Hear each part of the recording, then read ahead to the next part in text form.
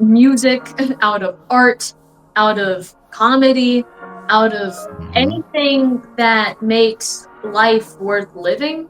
If Hmm. AI was being used appropriately, in my opinion, it would be used in it would be perfected and be used in the medical field, in construction, in other sorts of fields. You'd program a computer with AI to clean a bathroom.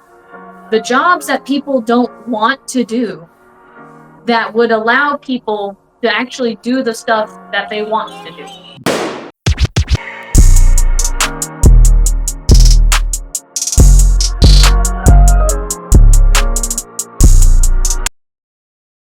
Bum bum bum bum. What's really good, all you beautiful human universes out there? This is, of course, the one, the only SouLivate podcast. This is where you come to get your soul on. This is where you soul off, and this is where all of you soul fits can come here, be yourself, and never ever soul out.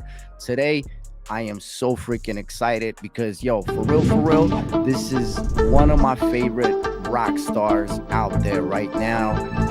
I can talk days about this girl. I follow her everywhere. She's super busy bee, you know what I'm saying? And she has excited news for us. So of course I'm talking about the author. You need to go get those ghostwriters out there. Of course, I'm talking about the quarterfinalists of the Rolling Stone America's Top Hitmaker contest. And of course, we are here today to kind of, preview and talk about her debut album, the queen of the airwaves. But I'm gonna shut up. I'm gonna let her talk about it. But of course, I'm talking about the one, the only, the up and coming, about to blow the whole entire world out of the water, man. Hailey Ezzell. I'm gonna give you a round of applause, man. Looking splendid. How are you doing? Thank you, thank you. I'm doing really well. As you said, I've been super busy. So I've been good though, and it's I like being busy, or else I Yo, wouldn't you put myself in this situation. listen, you are a busy bee, man. To all you, anyone out there, all you young folks out there, if you really want to get into this whole industry business, whatever you want to call it, because it is a business, like it's an art first, but it's a business second. If you want to get into it, go follow this young lady and you're gonna see how much work you're actually going to put into this, man. But I'm super excited to have you here. And of course, I want you to, tell us about the journey, because it's always a journey. The album is a journey. I want you to talk about that. But before that, if you can fill us in on possibly, what you've been up to since the last time that we've been here. Because again, like, I see, shows and concerts, and you're promoting your book, and then the album is coming. It's too much, man. So what have you been up to, since the last time we talked? Yeah, no, I've been doing a lot. I think last time I had just released the book.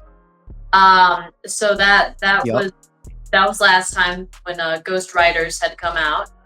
Since then, I've sold a lot of copies of Ghost Riders. I did Congratulations. thank Congratulations. you, thank you. I didn't have any like representation or anything with that. Like it's like music wise, you'd have like a label, right? So I didn't have any sort of company that was backing me on that. So I had a very organic sort of approach to having to market and sell that and get that out to places. So I was very lucky to be able to do sort of this, what I was calling a book tour, Hmm. where I was going to the local Barnes and Noble and doing a signing. And I had called my alma mater, FAU, and asked if I could host an event in their library. And I did at one of the local moose lodges near my house that's been a very big supporter of me. They allowed me to do a book signing there as well. So I was able to get a lot of books out that way, and people were reaching out to me online. So that was great.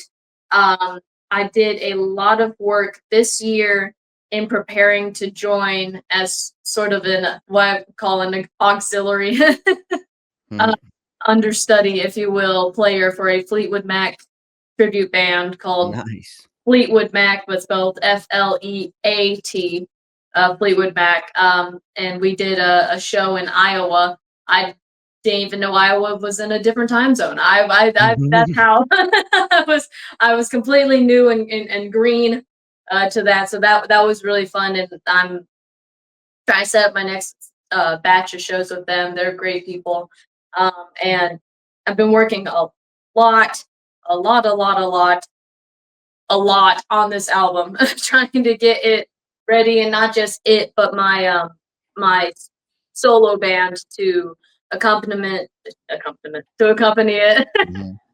um, in order to be able to put on this show that I'm going to do on the release date for my local fans, anyone in the Fort Lauderdale, Broward County, Florida area. So I've been working on a lot of projects, some of which are still behind the scenes. One of the things I'm really excited about with the album, besides just the album itself, is a music video that I have planned that we're Nice. actually still in the middle of shooting. So I've got my hands in a bunch of things right now. I've stayed busy. Yeah, I'm gonna ask you. We're definitely gonna talk about the album because I'm super excited. Say the release date, but I'll let you say the release date. Um, and so before we talk about the album, like I just wanted to ask you a couple of questions, like some of Yeah. the things that we talked about before. If you could talk right now to all the up and coming young artists, that are looking up to a Hailey Ezzell, how, because we kind of joke about the work that needs to be done, but if you can maybe take us on a little journey of how much work something like that takes, meaning how much work does it take to be an artist and then an author, and then you're in these contests and like a million things going on, and still you're a young lady trying to live a normal life. So if you can talk to the young ones out there and maybe share with them the real experience behind all the glittery beautiful stuff. So I mean, the thing that I say, and I was actually just talking to a friend about this a couple days ago, is pretty much anything you see online, you have to understand is not the full picture. So when my friend was saying, "Oh, you're doing all this stuff, and I really want to be you. I want to be like you. I want to do what you're doing." I was like, "Yeah, I mean, thank you." But it's like you have to understand what you're seeing though isn't necessarily accurate to like what my life is. Mhm, I have a 9 to 5 job Monday through Friday, and then I come home and I have to do the laundry and wash my dishes, and in between all those normal things that people do, you go, okay, well now I also have to find time to make my social media promotional mhm, strategy. I have to think of when I'm going to be able to get in the studio. I have to think about when I'm going to be able to get to a rehearsal in. And especially right now, I'm actually all day have been fighting myself, my own schedule, trying mhm, to be in 2 places at one time because I have a shoot day, the last shoot day for the music video, and a rehearsal that I'm trying to get in at the same time. And it's like, oh, well, we could do it Sunday. And it's like, well, I can't do Sunday because it's this day. And it's mhm, trying to put yourself in multiple places at once, which never truly works as well as you think it will. Um, and it's really just kind of always working, to a certain extent. But that's why you have to want it so much, not to mhm, sound, but the process of trying to be successful, I think. I mean, I can't, I consider myself very low grade local successful. But the process, I think, of trying to be and become successful helps determine whether or not you actually want what you're trying to do. You mhm, have to really want to do this in order to say, well, in addition to my job, I'm going to essentially have another job. And this one's going to take a lot of mental energy because I'm doing it by myself. I've had a bunch of people who are supporting me, but mhm. at the end of the day, you have to be the one who are driving it. Yeah. And it's a lot. But at the end of the day, if you I honestly think if you want it enough and you truly want it and you're coming in with, not to say pure intentions, but you're coming in Mhm, with good intentions and a good heart and a good mind about it that you can accomplish it, but it's never going to be linear. It's Mhm. never going to be, oh, and then the big break happened. It's going to be very slow going to an extent, especially now with the social media. You Mhm. can either blow up overnight, or you can have this chugging along, or you can do both.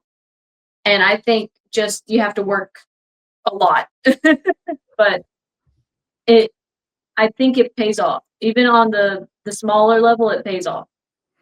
Yeah, man, that's beautiful. Well, first of all, look, correction, you're no longer local. I hate to break it to you because if I'm talking to you in the tri-state, and of course I got to know you through the Rolling Stone America's Next Top Hitmaker contest, which was national. So just a correction out there. You're no I'll longer take it. local. I'll take it. Um, second, like, I always try to talk to young artists because I've been doing this for so long that I don't even want to say how long. It's been too long. It's been over 20 years, man. Since I was a little kid. And I always try to tell artists that when you're in the beginning stages of your journey, you should have a honest conversation with yourself that look, you're not normal. You're not going to do something normal in life. And you really need to ask yourself, like, am I in this for the long haul? Because it will take time. And you mentioned, you can either blow up overnight, or it could take time. And I think that the gradual, like, evolution of an artist and is always better than just Yeah. blowing up overnight and being like a one hit wonder or whatever. Mhm. Because we see those stories all the time. They're not they're not fun stories.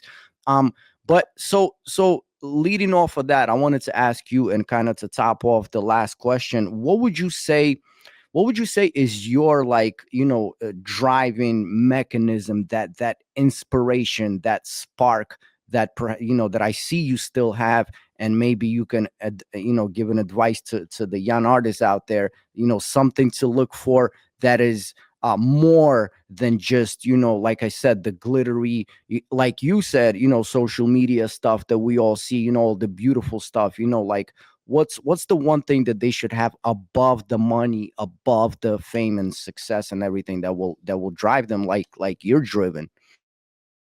I mean, you have to. I feel like, especially in music, you have to have a love and appreciation for the art itself. I put it this way. I recently went on a road trip with my dad. It was from one end of Florida to the other end of Florida. It was 9 hours long. Florida is too big. Damn. I know. We were still in Florida. There was still more Florida to go. We were done with the trip. It was so dumb. But we were on this trip, and we're listening to Toto. And I love Toto. I think their instrumentation is Mhm. mind-boggling, is really the best word. And I was listening to it, I knew every note and how it was supposed to go and where it went and everything.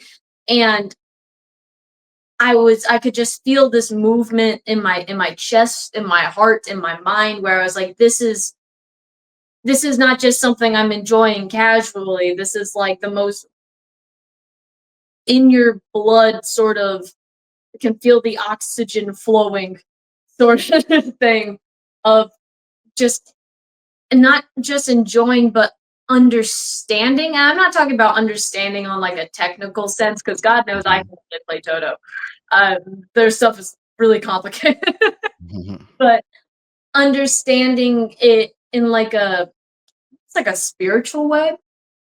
And Wow. I feel like having that connection, it feels like you have a glow almost, where you can feel it just kind of.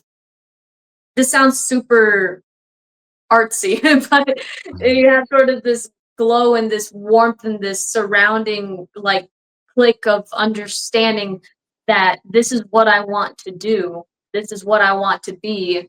And I just need to figure out how I can Mhm. get this feeling to other people Wow. and to myself, in a reflection of it. So, I mean, there's sort of that. I feel like if you have that sort of connection with things, you can have that sort of drive for it. And also, I think to go on a more practical standpoint, I think you just need to enjoy it. If you're a songwriter, you need to enjoy songwriting. If you're a Hmm. singer, you need to enjoy singing. If you're a performer, you gotta enjoy performing. And there are some people who are phenomenal musicians. I had this guitarist in my cover band for years. He was phenomenal. His name was Felipe. And he was so good. And one day he told us, he's like, I don't want to do it anymore. And we were like, oh, well, that sucks because you're Wow. amazing. And he's like, yeah, but my heart's not in it anymore. I was like, okay, we respect that. We're sad because you're freaking awesome, but we have to respect your decision. So I feel like that's where you kind of see that difference of when you aren't doing it for glitz and glamour and money and girls or whatever. It just kind of comes down to, do you want to do it? Do Mm. you enjoy doing it? And how much do you enjoy Mhm. it and want to do it? That's kind of on the more practical, less less spiritual sort of side of it.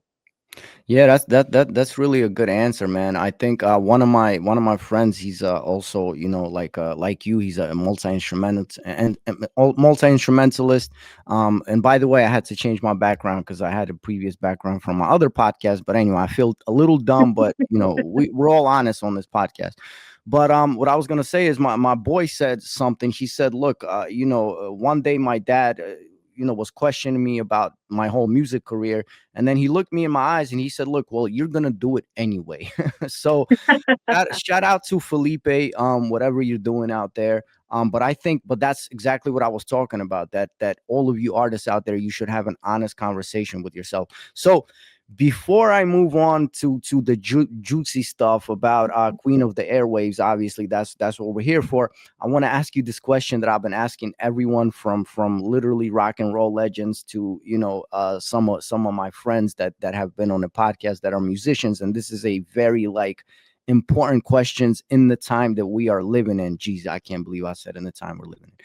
But in the time that we're living in, yeah, it's an important question. I really want to know your opinion about it, and do you utilize this? And what I'm talking about is AI, the way that it's been impacting music, and what I'm seeing is, maybe this is happening only with older artists that are kind of finding themselves without the muse anymore or whatever. I'm finding some of my friends are being honest with me, and they're telling me that they're utilizing AI for songwriting, and I'm so critical of that. I go crazy. I'm like, no, songwriting should be this divine intervention, but then maybe I'm missing something.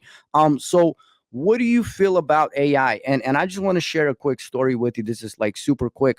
What really scared me is that there are these AI bands out there now, right? So basically, every character is AI created. They have a story, a background, they have their own style, whatever, whatever. So there was a story with this one music consumer driving the Golden Gate Bridge in San Francisco, and he heard a song on whatever XM radio, whatever, whatever.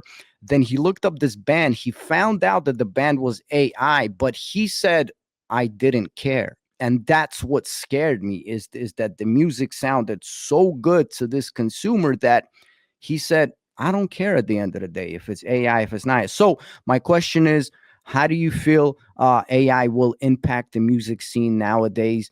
Do you utilize it for anything at all as far as music goes? And how do you feel about artists actually using it for such things as songwriters? I know it's a loaded question, but take your time. So I actually had a unprompted, it almost sounded like a drunken rant, but I was entirely sober. An entirely unprompted rant against AI with my dad on the aforementioned road trip. Nice. And he was just sitting there listening to it because he had no other choice. But I do not support AI. I don't use it. I don't like, you see all the Facebook reels and Hmm. Instagram reels and TikToks and stuff that are AI generated, and Yeah. it makes it, honestly, and this is going to sound dramatic, it makes me sick. I hate it Hmm. so much. I'm friends with a bunch of creatives. I have, one of my very good friends is a photographer and an artist. She doesn't even do like digital art, not because she's against it, but like she's a hand pencil to the Yeah. paper artist, and the crazy stuff that she does with her hands, Mm-hmm. and it's gorgeous. And she and I will go on these horrible long rants Mm-hmm. against AI, because it's not just bad for the environment and your mental capacity Thank for understanding things. It's bad for pretty much every element of the world and you. your person and your concept of reality. Never mind the copyright issues that come with Yes. the music Mm-hmm. aspect of it. And I mean, I remember at the beginning I thought it was kind of funny, when it was still very obviously AI. But then Mm-hmm. I have this friend, he's actually one of my drummers, who sends me incessantly the AI covers of other songs, where it's like, oh, we took Enter Sandman and we made it a funk song, and Mm-hmm. it, and they sound so smooth Mm-hmm. and so real. And I was like, I remember when when postmodern jukebox first got really popular, Mm-hmm. right? And they would, oh, let's take this song and make it sound like it's from the 50s. And that was such a huge thing because no one had thought of that before. Mm-hmm. And even if they had thought about it, they had to think about, well, how am I going to do it? And now you just take your phone and you go on Chat GPT or whatever. I don't know which one they use specifically for the music ones. But you go and you're like, oh, take this song and make it 50s. And like, a couple minutes later, you have this thing Mm-hmm. that before people were having to spend hours, days, weeks, months Mm-hmm. reconfiguring, trying to figure out and perfect. And I just feel like it takes the soul out of Yes. music, out of art, out of comedy, out of Mm-hmm. anything that makes life worth living. If Mm-hmm. AI was being used appropriately, in my opinion, it would be used in it would be perfected and be used in the medical field, in construction, in other sorts of fields. You'd program a computer with AI to clean a bathroom. The jobs that people don't want to do, that would allow people to actually do the stuff that they want to do. Yep. If my dishwasher could tell me when it's full and run itself and then start unloading itself, we'd be set. But instead, I have Yeah. to do that, and instead, the computer is trying to write my next top song. I Yeah. don't. I don't agree with that.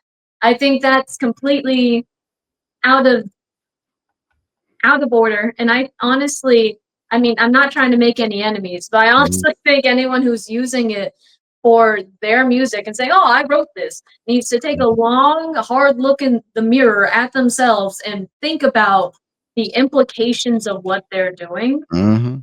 and whether or not they can go to sleep at night. And if they can, good for them, but I can't because you're doing it. That's just, sorry, that's my soapbox, and that's my hot button.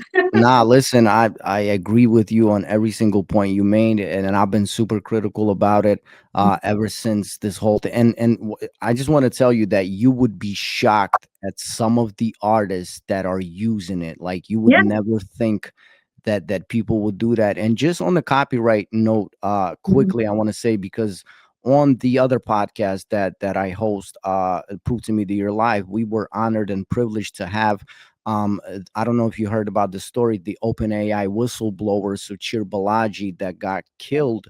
Because he was one of the developers of OpenAI, and he was trying to reveal something to the world, and then oops,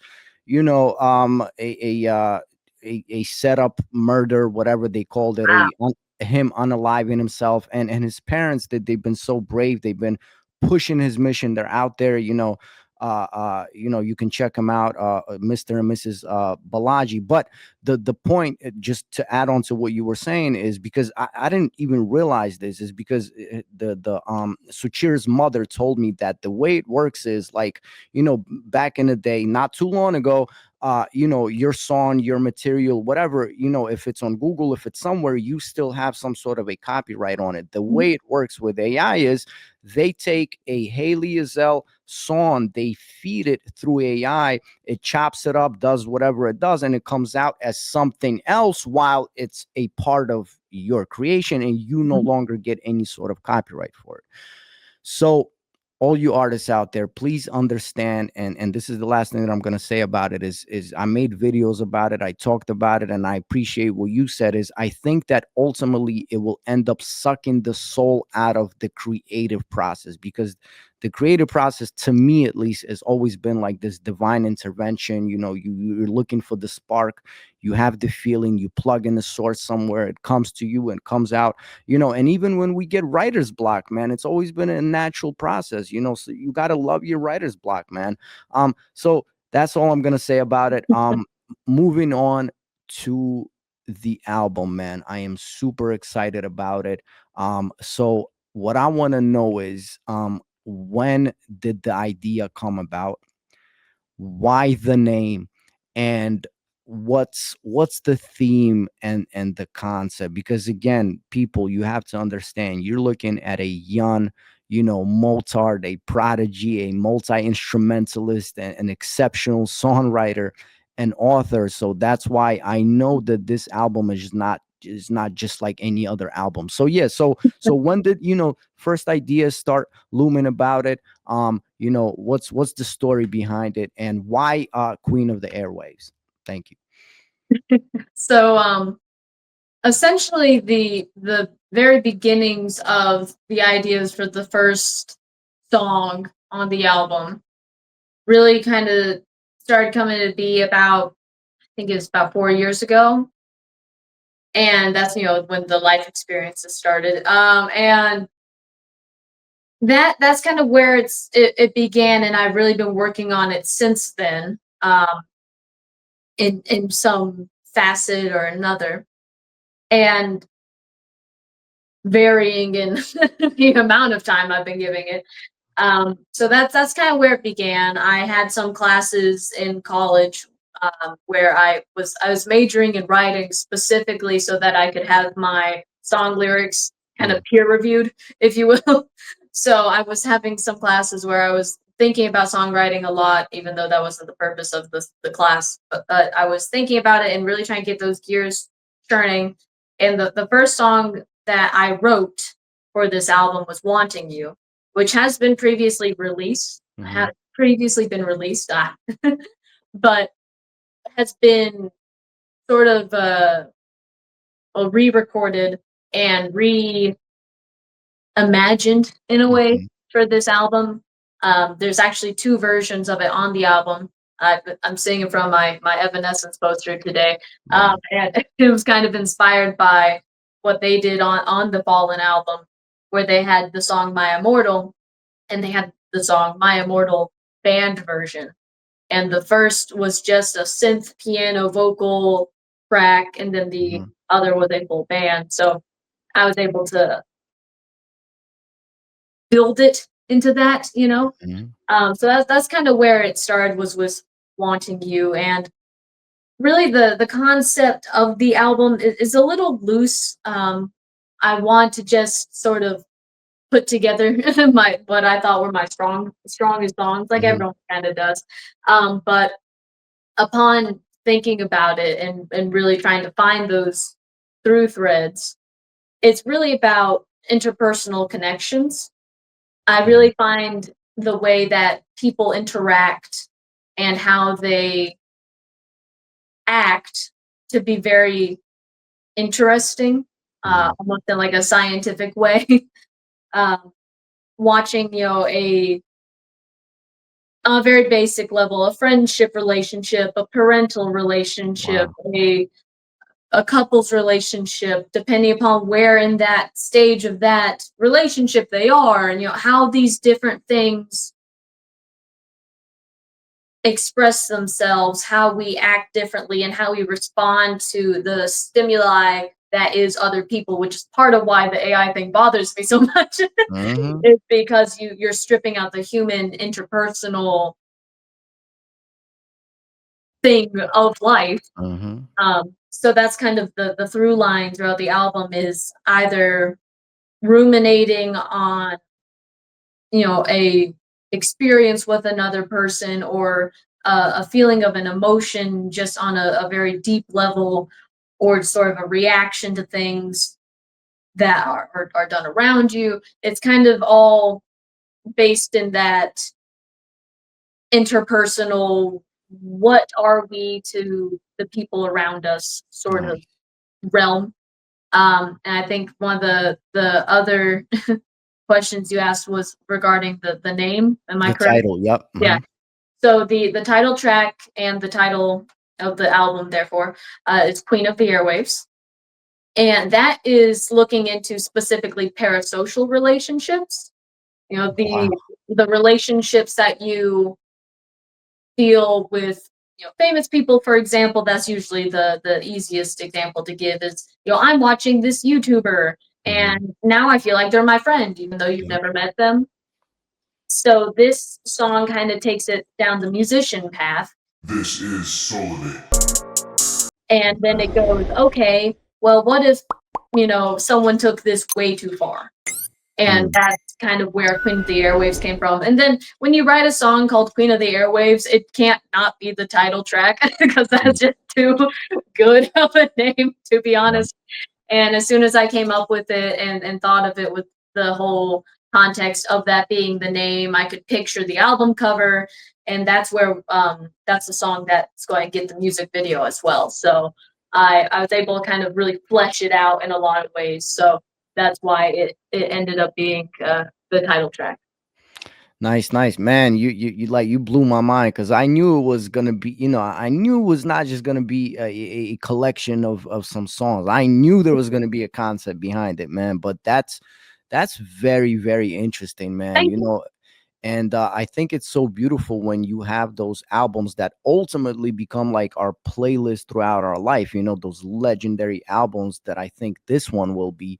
There's always like this personal journey, this story behind it. And this concept, that's a sick concept, man. Just like your book. When you told me about it the first time, I'm like, like that was crazy. And to all you corny people out there using AI, look, that's divine intervention, baby. That's God touching the soul right there, man. So what I wanted to know is beautiful. Congratulations. Thank you. What I wanted to know is and what I wanted to say is, because you said 4 years, a lot of time people don't understand how long it could take, putting together a work of art like that, man. And then when you get to the writing and then the recording part and the money spent on, don't forget it, this girl is funding herself, man. So that's what I wanted to ask you is, how hard was it on the technical side? What were some of the people that came along on the journey and kind of maybe helped out, or were the inspirations or whatever? Like how much did it take out of you ultimately throughout this process? So in terms of the technical side of things, my dad, God bless, was the producer for the album, Shout out and to he did, Pops. yeah, he did all the engineering. And initially, when I very, very, very started the album, I was using a 2-channel interface going, straight from my keyboard to Mhm. my laptop, and I could really only record the keyboard and the vocals very separately. Although that may have just been me not understanding how to use the interface Mhm. correctly. I am the first person to say I'm not very techy, but Mm. I'm very grateful because my dad has like a master's degree in IT. Nice. So when I started kind of coming forward with like, hey, I want to do this, was oh God, this was when I was like 16. When Mhm. I started going like, hey, I kind of want to do this like music thing. I did this album in 2018. Uh, Haley Jam Christmas. It was literally just me singing with karaoke tracks, but Mhm. my dad mixed all of it down and got all of it like correct and balanced, and that was my Christmas gift to everyone that year. And from there, he continued learning through doing live sound for our band, or um, working on other projects like that, he really got into, okay, well, we've got live sound mostly covered. Well, how do you do it in the studio? Mm. And largely, I'm going to take credit for this, largely because I needed him. I needed someone to do it. Mm-hmm. And he was just, I'm either, a very good daughter or and very convincing, or I don't know. But I was able to kind of get him to do it in a way. And he also just really wanted to help me. He and my mom both have always supported me very, very much with this pursuit. So as soon as I really was getting serious about it, he started getting serious about it as well, and getting into the technical side of things. So Mm-hmm. he was there helping me. He learned how to mic drum kits and how to do Mm-hmm. everything so that he could record it and then learn how to mix it, and then, okay, Right. well, here's how we're gonna master it now. And he really learned a lot for me, and I really can't state how grateful I am for that, Wow. and just overall. Um, and to just shout out someone else who helped a lot with the process, and my dad will be the first one to say that this guy helped a lot. Mm-hmm. My good friend Dennis Atlas, he's actually been a friend of mine since I was like 13 or so. He and I became friends because we're both fans of the band Styx, and that's how we met. And he's a great multi-instrumentalist, songwriter, really banging dude. He's actually currently in Toto. He became their secondary keyboardist. So this guy's an absolute monster. And Mm-hmm. he mixed his debut album. So I had sent him a draft of mine. I was like, here's the Google Drive link. Tell me what's wrong with it and how to fix it. Because we're close, but we're running in circles or spinning our wheels. How can we change this? And he gave us a lot of just quality, actionable advice that took it from like a very clearly a DIY sort of Mm-hmm. demo-y uh, debut album, and brought it just way, way up in quality. Wow. It's something that I don't have to be like, oh yeah, we mixed this ourselves. To be Mm-hmm. like, yeah, no, we mixed this ourselves. And Wow. this is a quality piece. Can it be improved? Yes. We're not professionals, well, except for we are because we get paid. Mm-hmm. But but we're not, I didn't go to college for mixing sound. My dad taught himself. We're fully DIYing it, but it Mm-hmm. doesn't sound like it because of all the work that my dad did, and all the great advice that Dennis was able to give. So between the two of those guys, and mostly my dad, I was able to really focus more on the creative aspect of putting together an album, writing the songs, and coordinating schedules and everything. So that between the two of them, I've really been very, very lucky. Listen, I appreciate you being humble and all, but girl, listen, you can rock out over here because I know that whatever you put out is always professional sounding. You don't just put out anything out there. So look, you guys are fully professional, and I don't think you have to go to college to, master something like this. All of you kids, if you want to stay in college, stay in college. But I personally think, this is the true journey.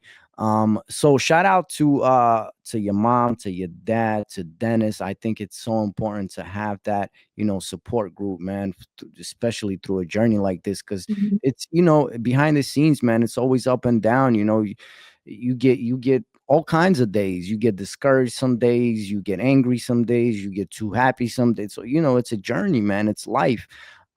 So I know that this is an album that you should listen from front to back, but I'm trying to get to some juicy stuff. Like, what are some of the highlights that you would say on the album, if there are any? So what I'm asking is, like, what will be some of these singles that we're looking out for? And I want to hear, is there any like personal kind of juicy love story kind of drama out there, or like something like that, man? Talk to me, girl. So probably the best example of a story, and what I think one of the stronger songs is how the story goes. That's one of the more upbeat rock, proper rock songs I have. And just as a note, I guess I'll say about half the album was released as singles in that 4 year period that I've been Mhm. working on it. Wanting You, How the Story Goes, Next Time, and Love You Tonight. Those have all been previously released, but they've all been fully remastered, remixed, Mhm. brought up to that polished porcelain level. And How the Story Goes was actually re-recorded, which is part of the story I get to tell. Mhm. So I initially recorded that with my college's recording studio, which is a crazy sentence that my college had a recording studio. They had Wow. a whole recording company. Um, and through the process of writing that, I met this one lady, this one girl who was in the class. I was essentially the client, and they had given me a team of students, one engineer, one guitarist, one whatever, in order to try to make a song. And that I was their assignment slash their client. Mhm. And I had a contract, you do this recording, we own this recording, you keep the song, the actual written song, and then after a year you can re-record it. So I've re-recorded it, and that's what's going to be on Queen of the Airwaves. But initially, the song I was going to do is a song that I haven't yet released, and probably will be a couple more years before anyone hears it. But it was an acoustic song. It was a little poppy, but I was Mhm. I was planning on like filling it out with electric guitar, really kind of filling it up to be an upbeat but like kind of cheerful rock song, right? Mhm. And you had to build this for the marketing part of it. You had to build a Pinterest board Oh with wow. what you wanted to look like, your image. And I've got all the things for my image that I still more or less stick with today. I had my Amy Lee, I had my Pat Benatar, I had my Lita Ford, I had all my ladies on there. And I remember the girl had told me, you've written a pop song that's suited more for tutus and glitter, Oh uh, shit. and this image is like heavy metal. And firstly, I was like, well, firstly, that's not heavy metal. And secondly, this you're not getting the image at all. Mhm. You're not getting what the song's gonna be. All you've got is my like notes recording of the song on a piano, which this is supposed to be like on a different instrument. So I was Mhm. like, you're not listening to what I'm saying, and you're not trusting the vision. And I pretty much did a, oh, you want a rock song? I'll give you a rock song sort of thing. And I wrote a song about how much she freaking pissed me off. And that's Damn. how the story goes. It's all about, you can't it sounds kind of basic, but it's, you're trying to tell me what to do. Wow. And there's no reason for that, because that's you can't control me. This isn't how my story goes. This is not what's going to happen. And I ended up writing, so I don't think she figured out that's about her. Mhm. If she did, I would not care, because I do not like her. Damn. I try not to hold grudges, but that whole interaction just like lit me up in a very bad way. But it turned out to be, a usable experience by being able to generate this song. Mhm. So the version that's on the album is the re-recorded version. This is the one where I'm gonna own the whole thing, Nice. and it's gonna be. I think it's really good. I think it's a really fun song, and I like angry girl songs, so we've got stuff Mhm. on the album. So I'm excited for that. Yeah, man, that's very relatable, man. We could all relate to that, man. Especially someone that doesn't know like the whole story behind it and Mhm. maybe is not, you know, in groove with everything, is trying to tell you something, that's probably completely false. Yeah. But it comes out as a great song, man, as a great story. So that's what I was looking for. So I really want to ask you for a second to the album comes out. You can tell us when it comes out, but I want you to go to that space. The album is out, and you are the fan, what do you imagine that all of us fans are going to get out of the album once it's out?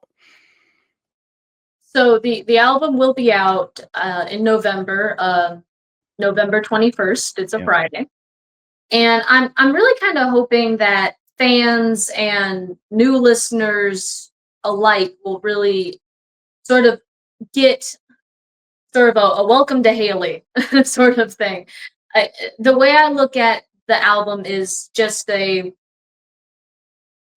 30-minute business card of what I intend to be as a musician. And that's sort of on the me side of things.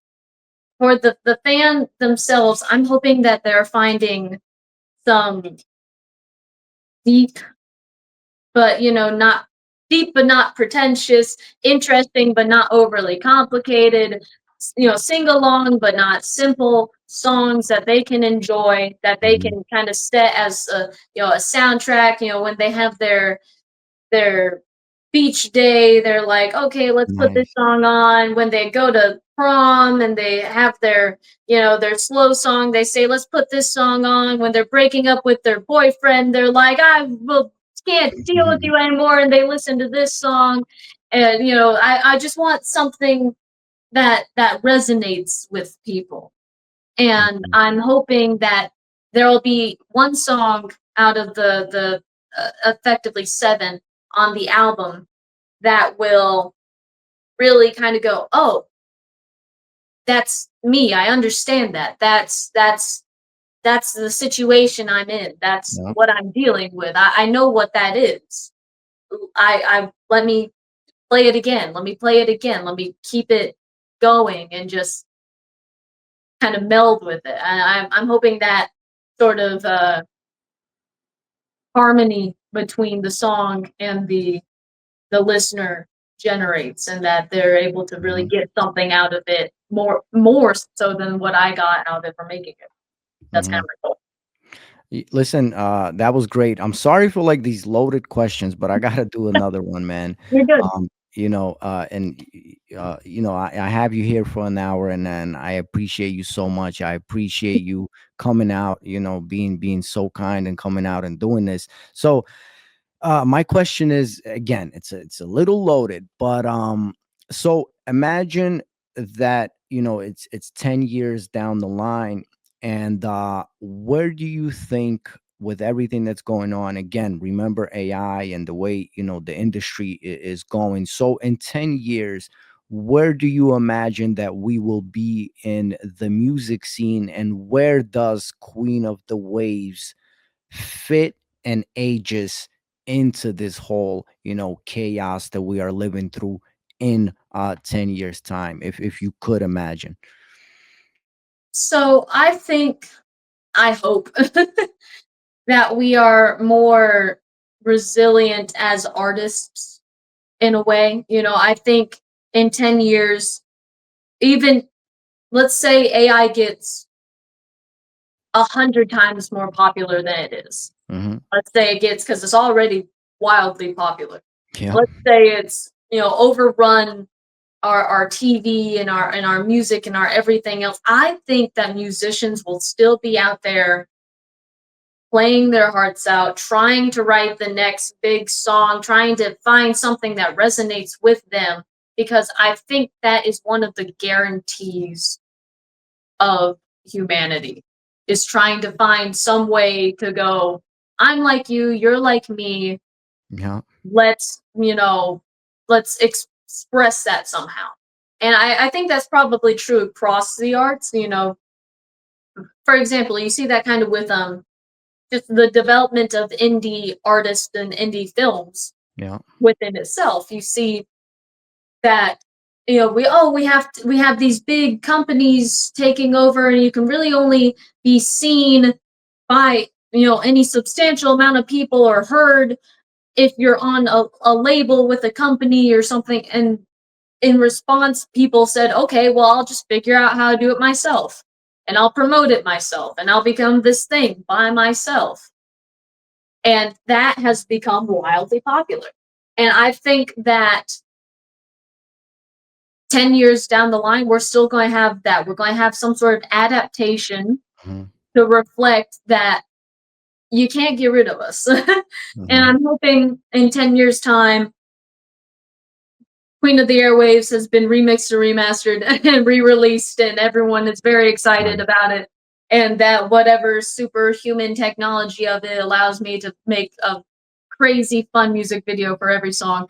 And I'm hoping people are still listening to it and enjoying it. I desperately, and as like a debut album for a new artist, I desperately do not want this to be something that my cousin buys and listens to once and goes, "Oh, that Mhm, was cool," and then it goes and collects dust until they eventually donate it to Goodwill in 3 years.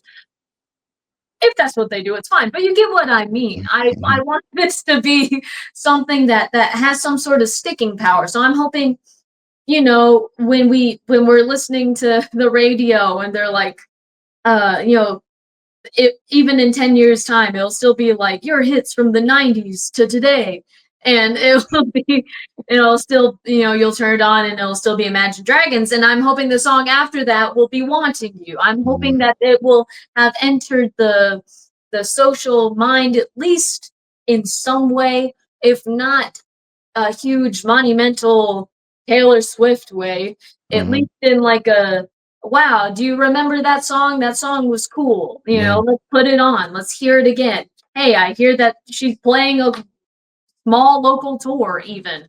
Like, it doesn't have to be a stadium thing. But even just like, hey, I hear she's local. You want to go see her like next Mhm, week? I'm hoping that there's this staying power with it. And I'm determined to work to make that happen, mhm, essentially. So mhm. that's kind of my 10-year projection. Listen, once again, you're being super humble. And when I tell you that, I'm a fan, and I tell you that you should kind of start, adopting and feeling that rock star that you have always been, is because throughout my long journey, in the industry and around the industry, I've been in studios with some of the biggest artists out there. I've had the privilege, I've been honored and blessed to talk to some of the greatest, music makers in the world, and that's why I tell you honestly and humbly that I know, that you're gonna blow up and you're gonna take the world by storm, because there's obviously, from the musical side, you're very unique, and there are not a lot of you out there, meaning as far as multi-instrumentalist goes, it's very rare, trust me. But there's something very, unique about who you are and your story and the way you project music, the way you see music. So I know, that you will be, huge, and that's why I'm so honored to have you on. I could be, the one to be like, look, she was on the show, look, I got evidence of that. So I want you to really, start feeling that, because it's coming, man, it's coming. Thank you. um so again, I appreciate you so much for every second that you spent talking to us. The first time you came out, you are a great friend and a family of SouLivate podcast. And you can always, please come back and please tell us your stories. So to wrap this up, I got a couple more questions. And what I want to ask you is, obviously on the 21st, it's the record release. From what I'm seeing, there's going to be a record release party, I think. And so what should we be looking out for, as far as, like, are there, will there be videos? Where will the album be out? Like, where should we look for it? Will there be, I don't know, a CD that you're gonna eventually put out, or or a disc, or whatever, like, like, what, like, the videos, like, what are the videos that we should be looking out for, basically? Yeah, man, I could have done this in a very short way, but what should we be looking out for, and where do we find the music? So essentially, yeah, I'm planning on at least one music video for right now. I may go in and do some lyric videos, some animated stuff. I've dealt with that before, and that was really fun. But yeah, Queen of the Airwaves music video. There's a website that everything's going to be accessible on.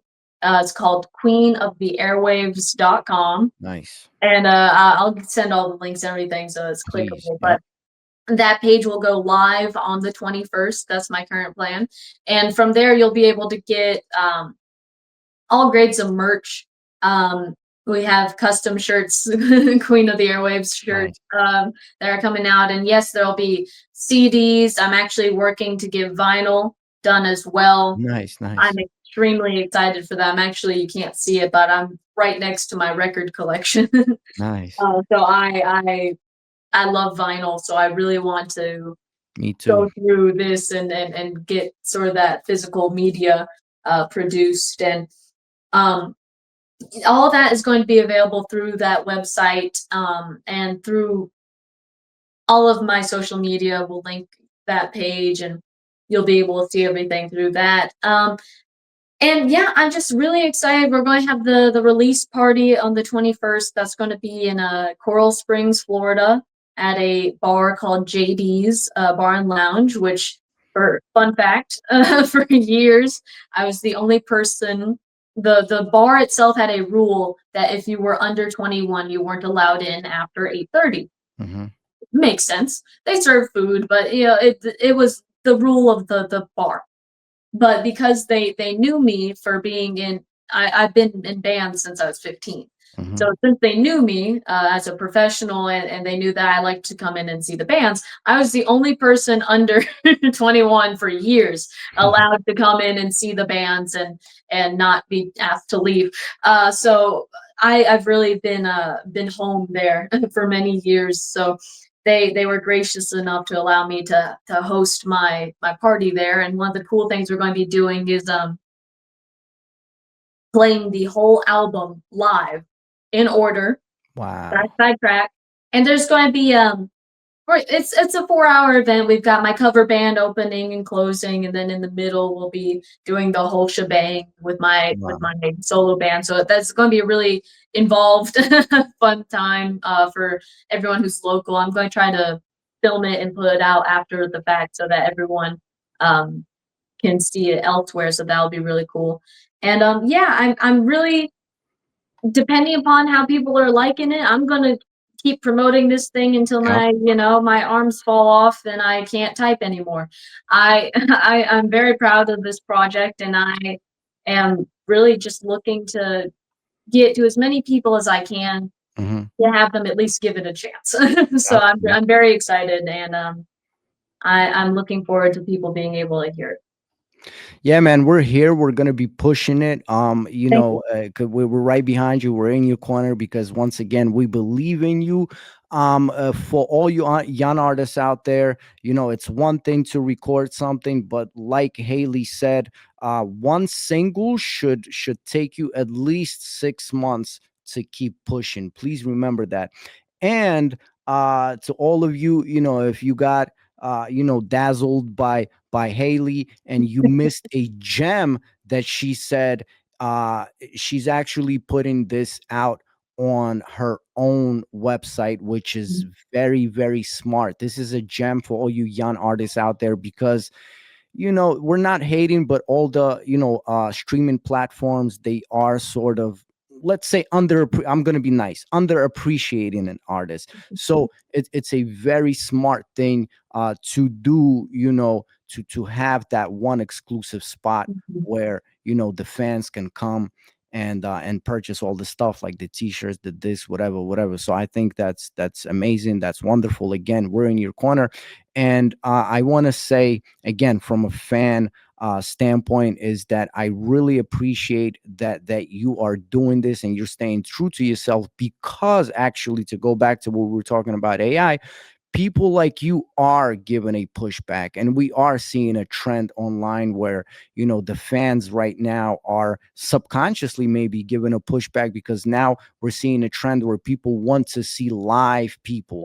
Sometimes they'll just watch some dude driving to McDonald's because they want to see a regular person like themselves doing a regular thing.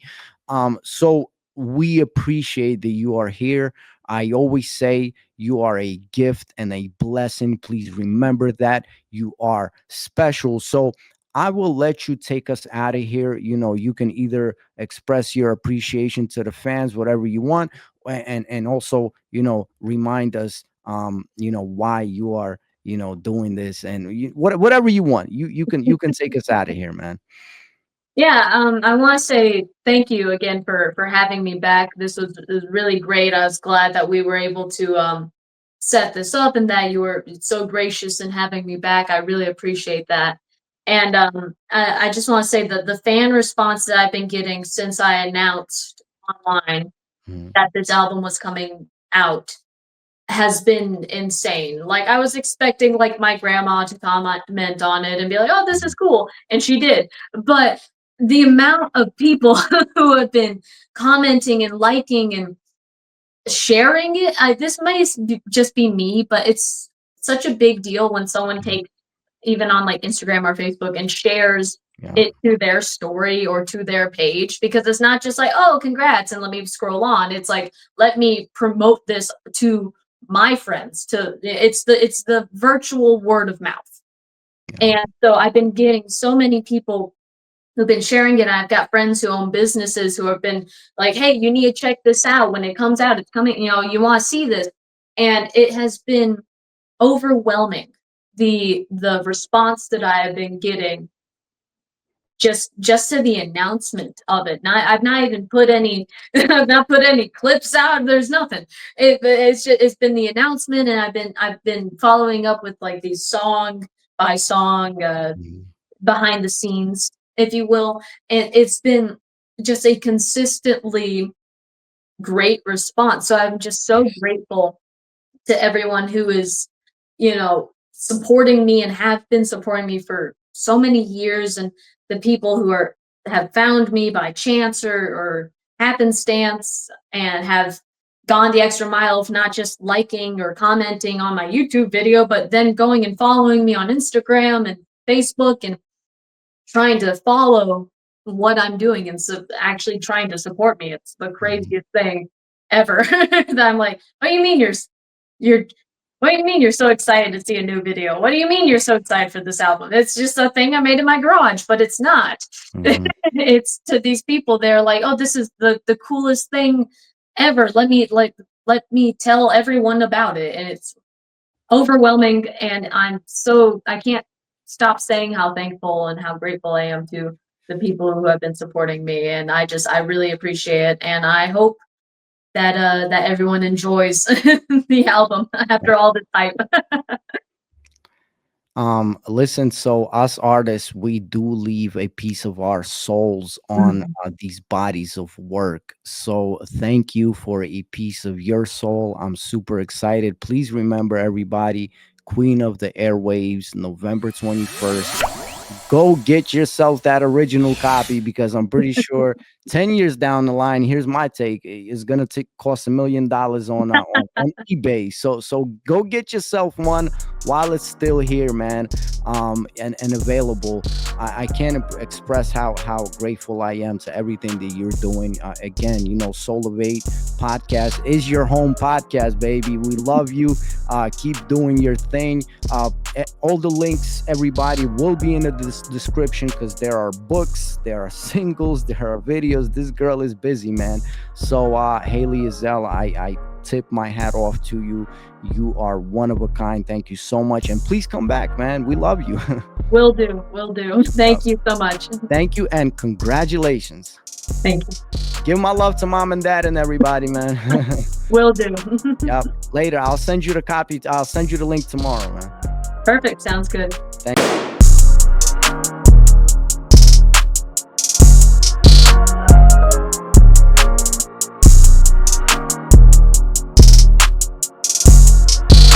SouLivate.